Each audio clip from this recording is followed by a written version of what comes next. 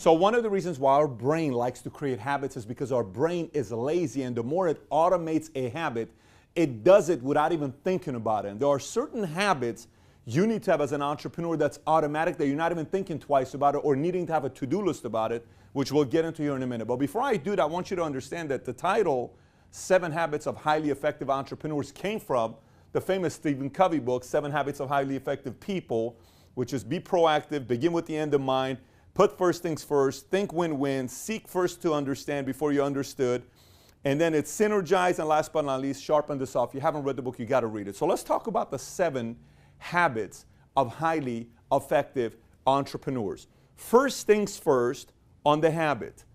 Always be aware of the evolution of a business. Let me explain to you what it is on the evolution of the business. Whenever a business starts, the book that explained this the best is Barbarians to Bureaucrats. It explained there's always a prophet. There's the visionary. I have an idea. What if we do that? I have an idea. What if I go into this industry? I have an idea. What if we do this here? Then there's barbarians, which barbarians are the guys, I'm going to get it done. We're going to go do this no matter what. And that could be you. You could be the prophet and the barbarian. Then you have the builder, explorer. Then you start hiring admin people, paperwork, compliance.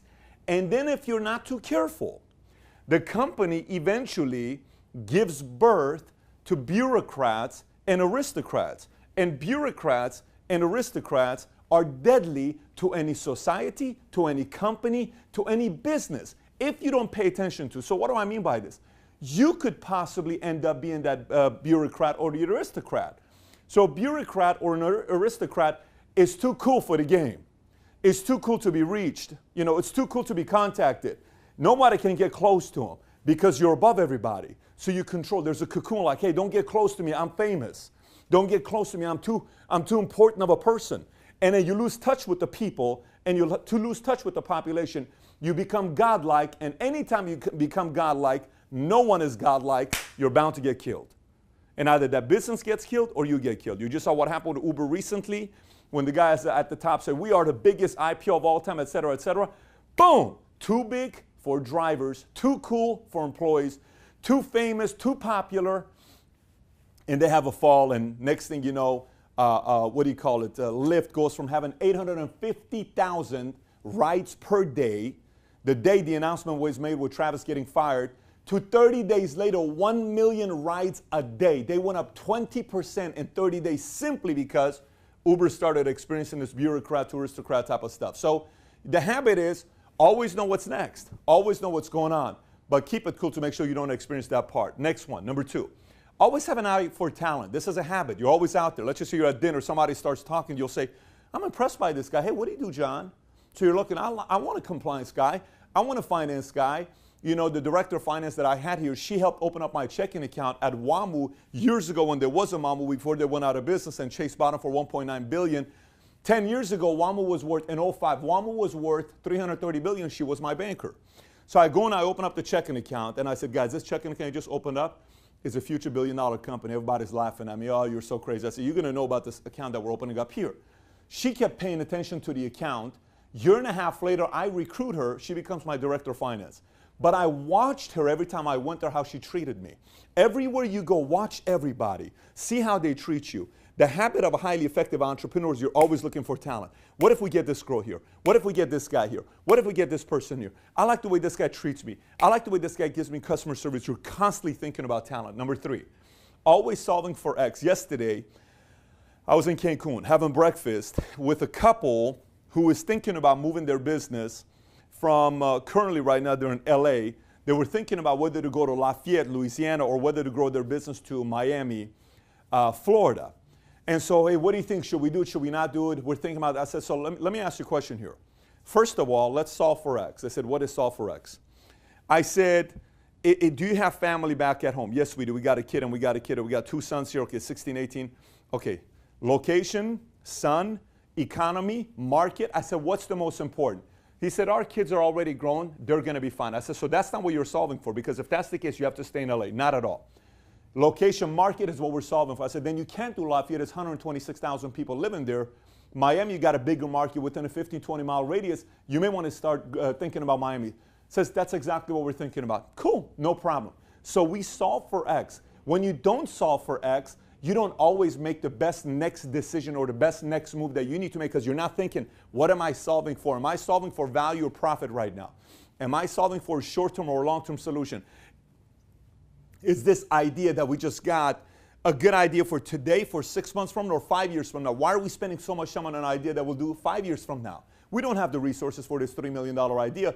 Let's set it aside. That's solving for X. So have the habit of always solving for X. Number 4, constantly studying data. I love studying data because to me, one of the jobs of a CEO is I need numbers. So when I have numbers, I can see what we've done quarter to quarter to quarter. I can see what we've done month to month to month. I can see what's our best selling day, what's our worst selling day, what can we do to change the worst selling day, what's the next data that we need to study to be able to improve to help the revenues go a little bit higher or grow into a new market that we're not in. Everything is data. Sometimes I think people don't look at data too much because they say, I'm an A-type personality. I'm the guy that just goes out there and gets the job done. And I'm a killer and I'm a visionary. I don't deal with the minutia. Oof. CEOs, typically of public companies, are CEOs because they have to do the quarterly calls, and investors want to know, why did the stock go up or down this quarter? And the CEO has to do the quarterly earnings. You have to have a story for all the investors. That's why that person's a CEO. So you as the entrepreneur have to start thinking like that. And the only way you can start thinking like that is by constantly paying attention to the data of your business, whatever that business is. Number 1, constantly casting a vision. Jessica here told me, as we were talking, she said, you know what, Pat? Every time we're in meetings or whatever, you always say, 10 million, 10 million, 10 million. She's saying 10 million, 10 million, 10 million. Where this could go to, where that could go to. I can't help myself, but I wasn't like that at first. I was just a dreamer without a vision. Once I sit there and I solve for X and I process the vision and what it's going to take to get there, I'm constantly selling the vision. I'm constantly selling the vision in meetings, in conference calls, in appointments, in conferences we have, no matter what it is. I am constantly selling the vision. And by the way, this is not something that's on the to-do list. Because I've done it so many times, it's automated in my brain because it's a habit. And because our brain likes to be lazy, because it likes to have things being automated, I automatically know I'm constantly going to be casting a vision. So you, highly effective entrepreneur, constantly cast the vision of where you're going next. Where's the company, the business? Where are you going next? Next point. Constantly. Again, there's 3 constantlys here. Constantly staying focused for the next strategy. I didn't put the word focused here. Constantly staying focused on the next strategy. Let me explain to you what I mean by this. I did a video, something to do with business strategy, how to strategize your business, et cetera, et cetera. Maybe we should put a link of it so we know what the title is. As they put it up, you'll know what the link is, the thumbnail is, and you can go on the link on the bottom and watch that as well if you haven't yet. And in this video, I described what is the role of an entrepreneur, okay? What is the role of a CEO who's building a business, okay? And a lot of times people say, well, I need to be doing this, I finally wanted to create a system where everybody knows this is what you're doing. And sometimes you look at businesses that grow like this or they stay flat, and sometimes you notice businesses that are growing like this where they're beating quarter after quarter after quarter, but the top line revenue is beating the prior quarter. What is going on there? And there's a level of focus, and you can do this as well. So you come up with a strategy. How do you come up with a strategy? Here's the 4 brackets. The top is exponential growth. The bottom is linear growth. Think about this as the foundation you build it on, but this is how much you can scale the skyscraper to be big. So you need foundation, yes, but then this is what blows up and grows it to levels that you can't do if you just focus here. Linear growth is when you only focus on operations, systems, things like that. Biz dev is also linear. Relationship, I'm talking to this person, talking to that person. It's important, it helps you, but it's linear. Exponential is when you come up with your next innovative campaign. You could be, the next innovative campaign could be, Tesla could say, we're coming out with this new, Tesla SUV, the doors open like this. It's our next innovative campaign. Boom, they sell a few 100,000 of those cars, right? You could have a Nordstrom's could come up with a next innovative campaign. Amazon could come up with their next innovative campaign. Be part of Prime. You pay this much money per year to get shipping free, this free. It's their next innovative campaign. Companies constantly come up with their next innovative campaign. It could be a sale. It could be a contest. It could be a lot of different things. And then it's leadership development. A business grows when there's leadership development. The more you focus on your next strategy, it takes a few hours to sit down and do this and say, how do we need to improve operationally? How do we need to improve biz dev? Here's what we need, here's what we need. Okay, great. What is our next innovative campaign? What's the last 10 ones we did? Which one did the best? Which one didn't do well? Which one cost us a lot of money? Which one made us a lot of money? Leadership development. Who do I need to work on at the home office to build them into an executive? Which partner do I need to work on closely to make them a bigger partner, a preferred partner? Which salesperson do I need to work on because that person could be a sales leader, or they can be a senior vice president or somebody else? Who can I lock onto to make that happen? Those things is what gets the company to grow thicker and exponentially. So stick to your strategy. And by the way, before I get into my 7th point, if you have any questions, thoughts, comments on anything I covered, comment on the bottom. I'm not done with the video yet. I'm about to give you the 7th point. And if you haven't subscribed to the channel yet, do me a favor and click on the subscribe button here to subscribe to the channel before I finish off the video. And if you want to join the notification squad, click on the button right next to it. Now let me give you the 7th point. Here's the 7th point. Exercise, health, and energy. That is a habit. Why? If you don't have energy, you cannot last long. If you cannot last long, you will be crushed by another person that knows how to last long. To do all of this stuff that I just covered with you, the word constantly means what? Energy.